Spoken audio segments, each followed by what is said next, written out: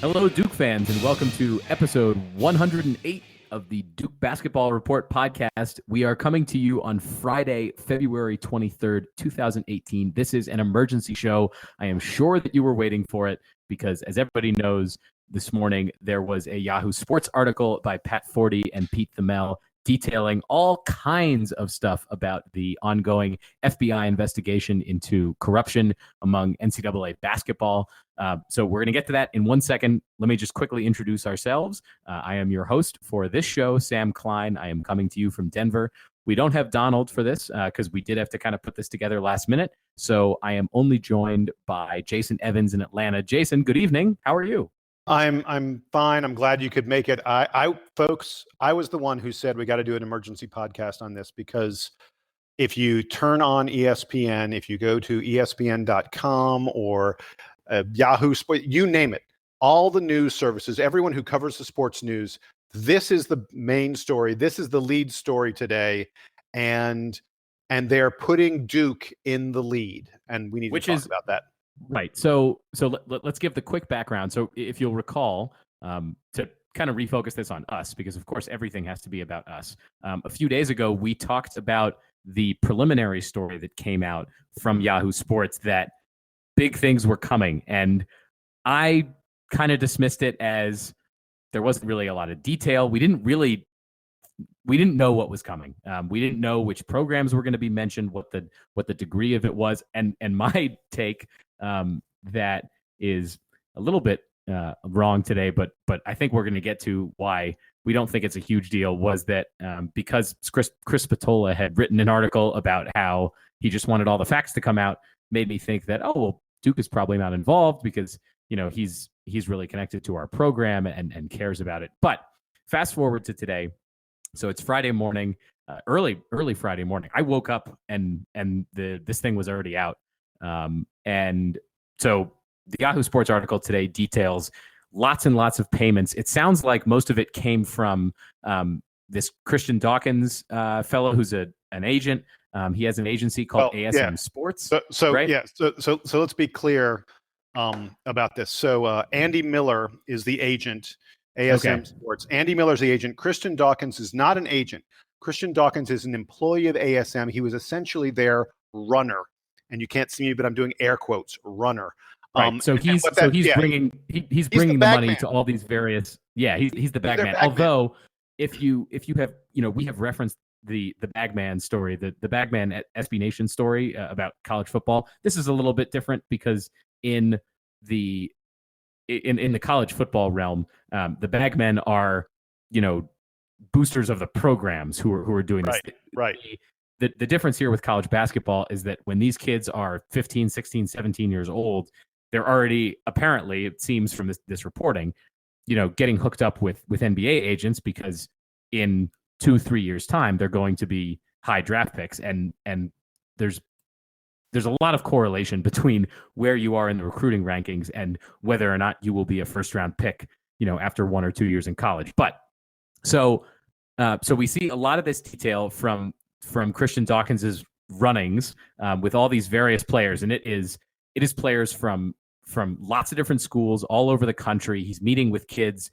It's like if you are a top 30 recruit, there's a chance that this guy has met with you at some point in your high school career. So getting to that's his job. That's what he's supposed to.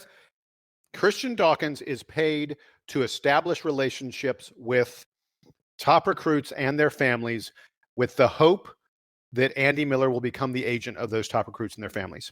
And getting to the Duke specific aspect of this. So one of the line items on the bank statement was about $100 for Wendell Carter's mom, apparently to eat dinner at Longhorn Steakhouse with Christian Dawkins. Lunch, not dinner.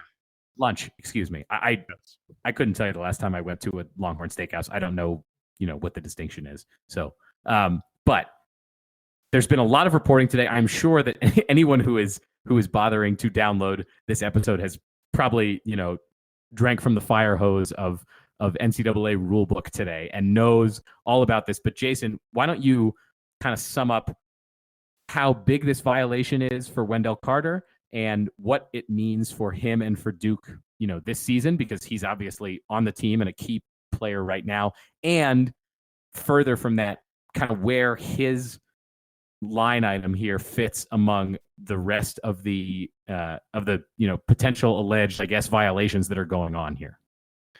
Well, so first of all, the most important thing, the headline, as far as I'm concerned, from Duke's standpoint, is that Duke says that Wendell Carter will not be his eligibility will not be impacted by this. Duke says that they don't mention his name. They say a student athlete, although we all know which one. And they say, based on the available information, there are no eligibility issues, and that Duke has contacted the NCAA and will work with the NCAA and the ACC, and that there's nothing, as far as Duke's concerned, there's nothing to see here. So let's pretend for a moment that what happened on the expense report is true, and that Wendell Carter's mother went to lunch with the runner for an agent, with Mr. Dawkins, and that Dawkins paid for her meal. That's from the evidence we have today, that's the worst case scenario for Duke. Again, worst case scenario for Duke, Wendell Carter's mom went to lunch with a runner for an agent, and that he paid $106.36 for that meal. Now, hard to say if anyone else was at that lunch.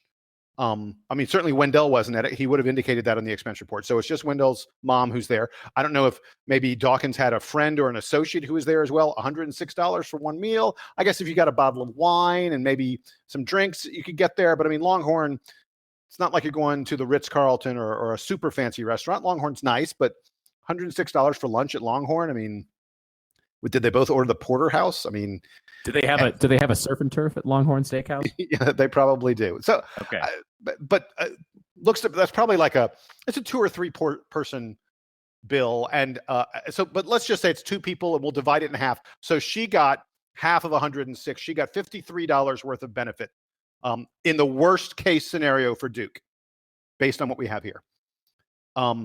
That would be an impermissible benefit. The NCAA would say, no, that is against the rules. However, the penalty for that is the NCAA would say, if you repay that money, the $53, if you repay that money to charity, because they don't want you giving it to the bad guy who paid for your meal, give that money to charity, then Wendell is eligible. So, again, to recap, the worst case scenario for Duke here is that Wendell Carter's family has to pay $53 to the charity of their choice. And essentially what Duke said in their statement was, we don't even think he needs to do that. As far as we're concerned, this guy is eligible. This guy and his family did nothing wrong. And it's worth noting that a couple of the other players' families mentioned in Dawkins's expense report have come out and said, I don't know who this guy is. I did not have lunch with him. I didn't have dinner with him. He didn't give me any benefit at all. So there's some question as to whether Dawkins was padding his expense reports. Maybe he was supposed to meet with the Carter family, so he puts it down on his expense report, even though he didn't actually meet with them. I mean, his boss would be pretty upset if he went to Atlanta and didn't meet with Wendell Carter. If this whole thing turns out to be this guy Dawkins making everything up, how amazing would that be? I mean, he and when you read the article and you look at the images of the expense reports, it's almost like crime for dummies. I mean, not that these are crimes, right? We're at this point we're just talking about, I guess, potential NCAA violations, but the FBI, I guess, isn't. I don't know how it all works, but it seems like crime for dummies to me, because he has this whole expense report that has full names of all of these recruits whose names, when you Google Wendell Carter, when you Google Dennis Smith Jr., you come up with basketball players. Like, it's not like these could just be any random people. Well, on one of them it says Bam, and we all know that's Bam Adebayo, who played for Kentucky. And that's so funny to be like, oh, we'll hide it by calling him Bam. Like, no one. Yeah, Christian Dawkins probably doesn't know how to spell Adebayo because it's a tough name. There's a lot of vowels in there. But if the thing turns out to be fake, it's such a hilarious fake because it's like he wrote the thing to get caught and to get as many people dragged into it as as he possibly could, because there's all these names, they're all these prominent players, they're all, McDonald's All-Americans, and some of them are like Dennis Smith are in the NBA now. It would be ridiculous. I don't think that's the case. I would be willing to bet that people are just, I don't know. You mentioned that some folks are saying that they've never met this guy or whatever. It's got to just be people covering for themselves and kind of freaking out more than he's just making the whole thing up, right? So let's be clear about something, because this is an important distinction. And this, by the way, is why I am outraged with some of the coverage, some of the media coverage of this story. The allegations that came out today in the Yahoo story fall into two buckets. Bucket one is where Wendell Carter is.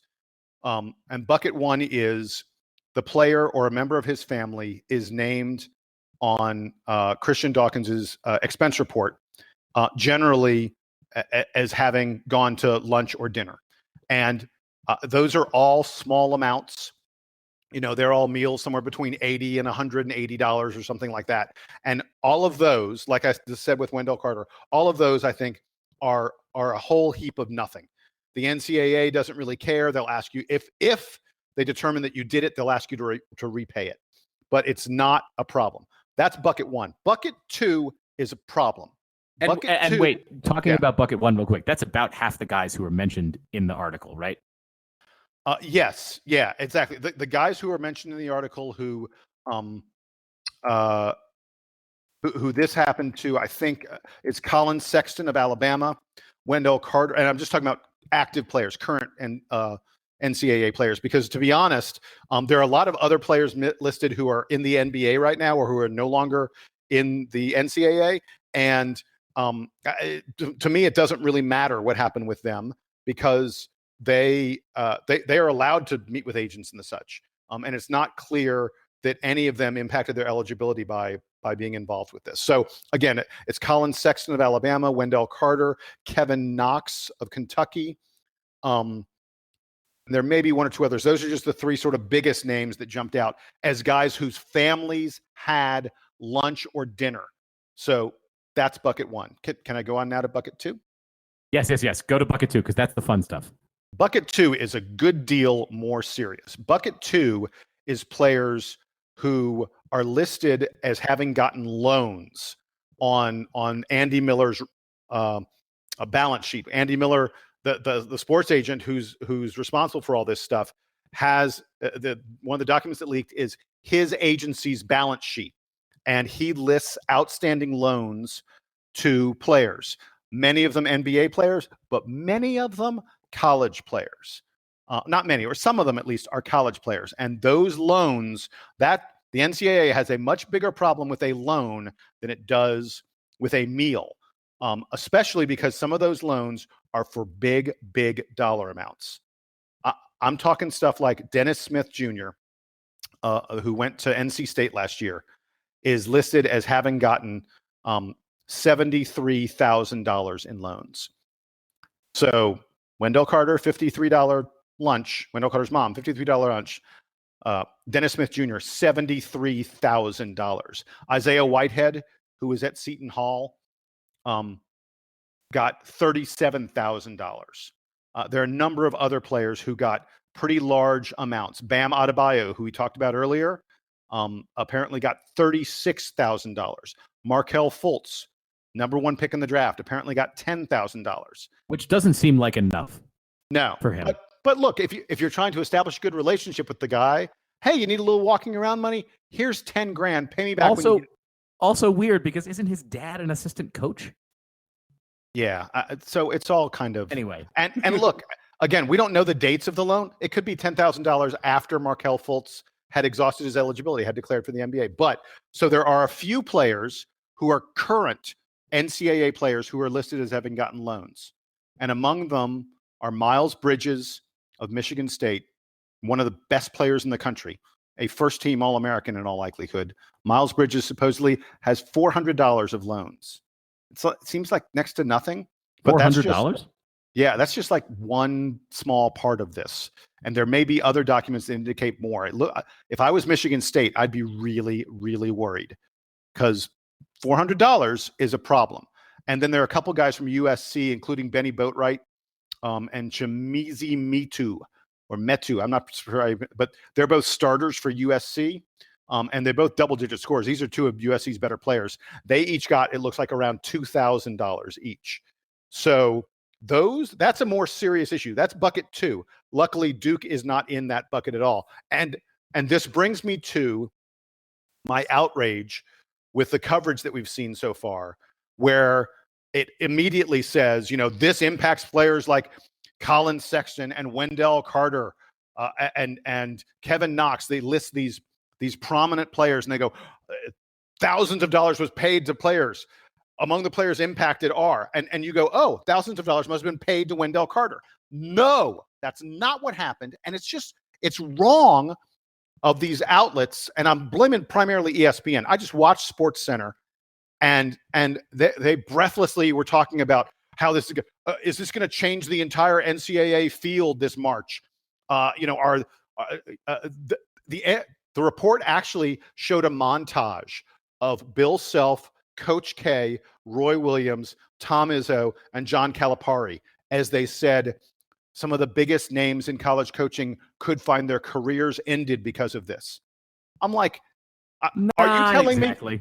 Are you telling me that a $53 meal for Wendell Carter's mom is going to cause Coach K to stop coaching college basketball? It's absurd, and it's the worst kind. I'm a journalist.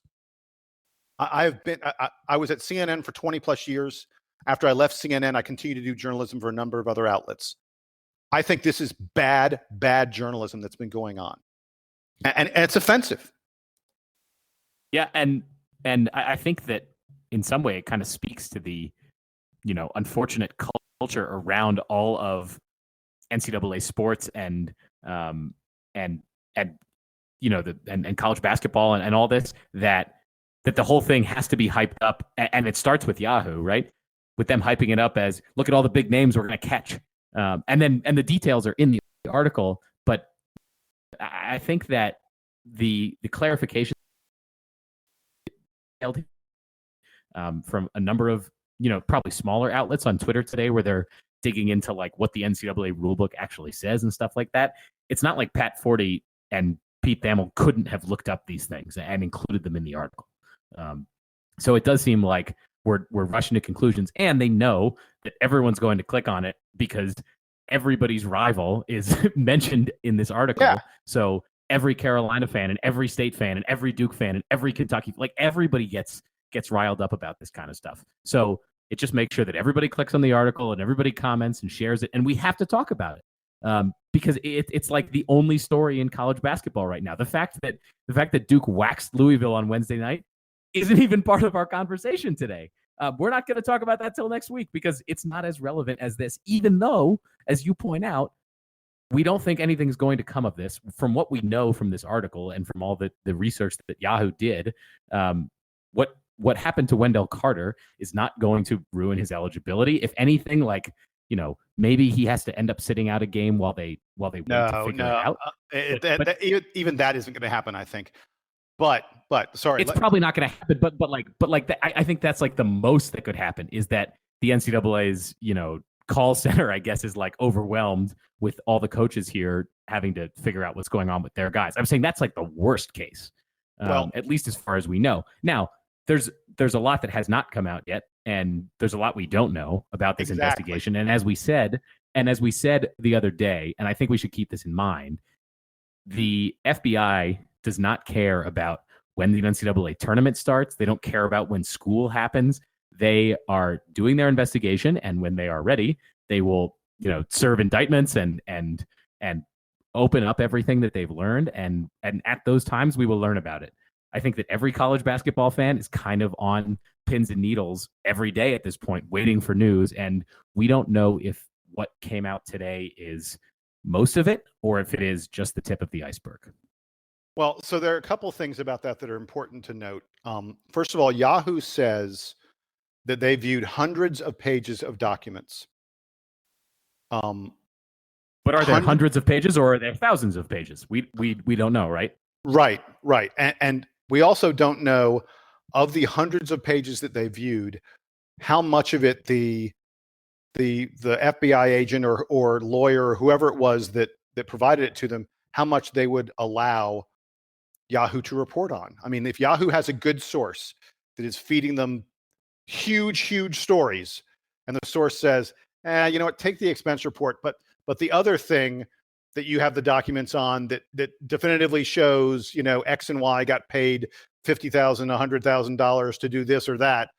We can't do that. You can't leak that one yet. Yahoo's going to say, okay, fine, and not leak it because they want to maintain their source. So all we know is Yahoo viewed hundreds of pages, and we've only seen this one.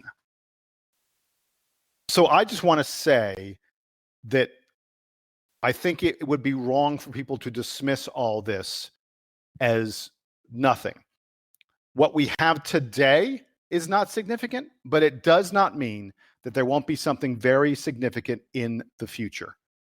And that's the important thing to remember. And I think it is somewhat telling that other folks who would be in the know, folks like Andy Katz at ESPN, and there's several others who all say there's going to be a lot more here. I heard a lot of tip of the iceberg kind of stuff today.